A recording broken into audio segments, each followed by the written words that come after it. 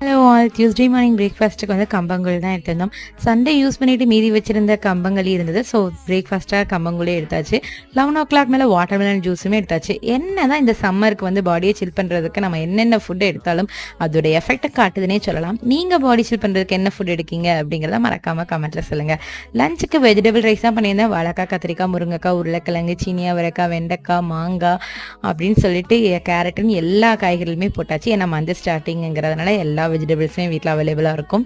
So எல்லாமே நல்ல நேரில் வதக்கிட்டு அதுக்கப்புறம் தேவையான அளவுக்கு ஸ்பைசஸ், அதாவது மஞ்சள் பொடி, சாம்பார் பொடி, அப்புறம் காயப்பொடி, தேவையான அளவுக்கு உப்பு போட்டு நல்லா வதக்கிட்டு தண்ணியை ஊற்றி கொதிச்சதுக்கப்புறம் வந்துட்டு ஊற வச்சுருந்த அரிசியும் பருப்பையும் போட்டு 4 விசில் இறக்கணும். நம்மளுடைய vegetable rice ரெடிங்க.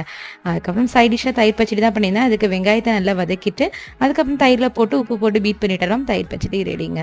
Evening cauliflower பக்கோடாவும், night வந்து ஆப்பமும் தேங்காய் பாலும் வச்சு முடிச்சாச்சு. இன்னொரு விளாக்ல பார்க்கலாம்.